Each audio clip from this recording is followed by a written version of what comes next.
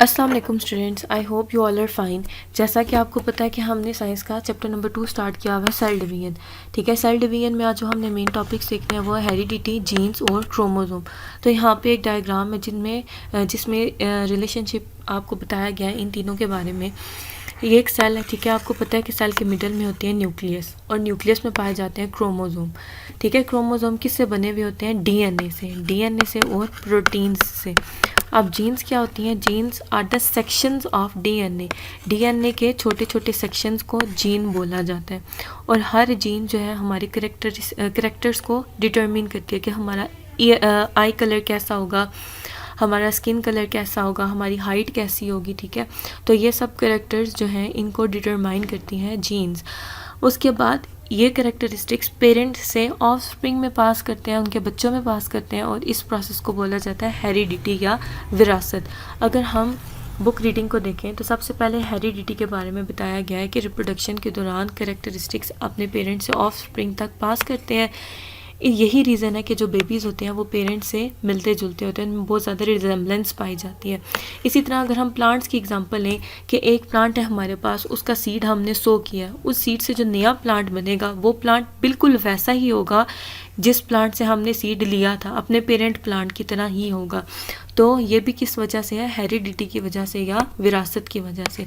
ठीक है, आप कुछ कैरेक्टरिस्टिक्स जैसे eye colour, skin colour, hair colour, free attached ear lobes, height, intelligence वगैरह, ये सब उन्हीं कैरेक्टरिस्टिक्स की एग्जांपल है जो कि पास कर सकते हैं पेरेंट से ऑफस्प्रिंग तक, और इन कैरेक्टरिस्टिक्स को बोला जाता है हेरिडिटरी कैरेक्टरिस्टिक्स। उसके बाद एक बहुत ही इंटरेस्टिंग एक्टिविटी है।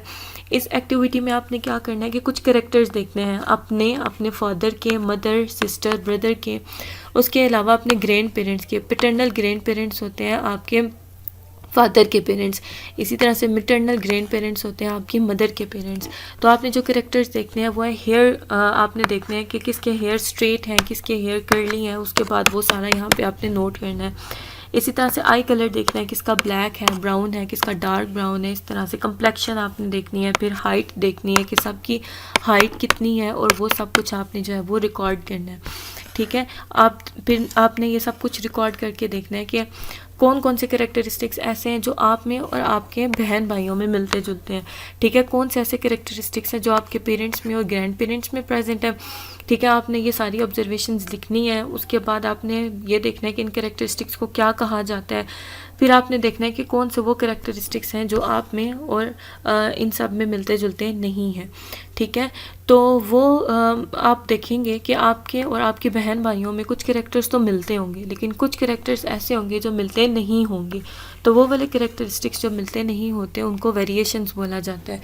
कुछ ऐसी वेरिएशंस होती हैं जो बहुत फ़ायदेमंद होती हैं। ठीक है, वो वेरिएशन जो होती हैं वो हमें अपनी इन्वायरमेंट में अच्छी तरह से सर्वाइव करने में और अपनी बका के लिए, अपनी नस्ल के बका के लिए ज़रूरी होती हैं। ठीक है, उसके बाद है बेसिस ऑफ हेरिडिटी। सबसे पहले जीन्स के बारे में बताया हुआ है। जीन्स फिजिकल और फंक्शनल यूनिट होती हैं हेरिडिटी की, कि विरासत जो पास करती है पेरेंट्स से ऑफस्प्रिंग तक, वो जीन्स की वजह से पास करती है। जीन्स ही वो स्ट्रक्चर होती हैं जो डिटरमिन करती हैं कि कौन से प्रोटीन्स बनेंगे बॉडी में। जीन्स पेयर की फॉर्म में अकर करती हैं। ठीक है, every heredity character in an organism is controlled by a pair of genes. तो अगर हम क्रोमोसोम की बात करें तो क्रोमोसोम भी पेयर की फॉर्म में होते हैं। ह्यूमंस में 46 क्रोमोसोम होते हैं। ठीक है, पेयर की फॉर्म में होते हैं, 23 पेयर्स होते हैं। ठीक है, 23 पेयर्स होते हैं, और इसी तरह से जो जीन्स भी होती हैं वो भी पेयर की फॉर्म में होती हैं। क्यों? क्योंकि जो जीन्स होती हैं वो क्रोमोसोम के ऊपर ही प्रेजेंट होती हैं। जीन का एक पेयर जो होता है वो फादर से आता है और एक पेयर जो होता है वो मदर से आता है। अब जीन फिजिकली कहाँ पे पाई जाती हैं? जीन्स जो है वो डीएनए के सेक्शंस को ही बोला जाता है। ठीक है, अब क्या होता है कि ये जो डीएनए होता है उसमें इंस्ट्रक्शंस होती हैं हमारी पूरी बॉडी के लिए, कि हमारा जो है वो हेयर कलर कैसा होगा, स्किन कलर कैसा होगा, और बाकी सारी चीज़ें। इसीलिए डीएनए को हेरिडिटरी मटेरियल बोला जाता है। ठीक है, डीएनए और प्रोटीन्स मिल के जो है वो क्रोमोसोम्स बनाते हैं। इसी तरह से क्रोमोसोम के बारे में बताया हुआ है। क्रोमोसोम क्या होते हैं? थ्रेड लाइक स्ट्रक्चर होते हैं। वैसे क्रोमोसोम थ्रेड की फॉर्म में न्यूक्लियस में प्रेजेंट होते हैं। इस थ्रेड को क्रोमेटिन बोला जाता है, लेकिन जब सेल ने डिवाइड करना होता है तो ये जो थ्रेड लाइक स्ट्रक्चर है वो कंडेंस करके क्रोमोसोम बना देता है, ठीक है, फिर वो डुप्लीकेट हो जाता है। उसके बाद क्रोमोसोम जो डुप्लीकेटेड होते हैं वो एक मिडल में एक स्ट्रक्चर से अटैच होते हैं जिनको सेंट्रोमियर बोला जाता है, और डुप्लीकेटेड क्रोमोसोम की 2 क्रोमेटिड्स होते हैं, एक क्रोमेटिड ये होगा और एक क्रोमेटिड ये होगा, ठीक है। उसके बाद वही डायग्राम स्टार्ट वाली आपको दिखाई हुई है। उसके बाद आपको बताया हुआ है कि हर स्पीशी में जो है वो डिफरेंट नंबर ऑफ़ क्रोमोसोम्स होते हैं। जैसे मैन में 46 क्रोमोसोम हम बहुत दफ़ा बात कर चुके हैं, इसी तरह से मेज़ के प्लांट में 20 क्रोमोसोम्स होंगे, मंकी में 48, अनियन में 16, कैट्स में 30 क्रोमोसोम होते हैं उनके सोमैटिक सेल में, पी में 14 क्रोमोसोम्स होते हैं। उसके बाद एक और बात जो हम बार बार करते हैं कि जो गैमीट्स होती हैं, एग और स्पर्म सेल्स, उनमें हाफ नंबर ऑफ़ क्रोमोसोम्स होते हैं, जबकि जो सोमैटिक सेल्स होते हैं, बॉडी सेल्स होते हैं, उनमें जो है वो डबल नंबर ऑफ़ क्रोमोसोम्स होते हैं, ठीक है।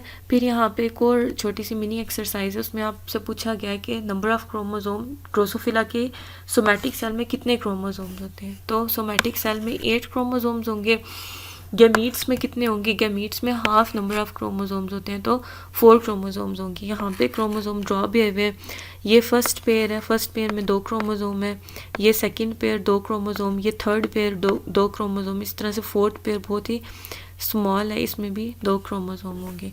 So that's all.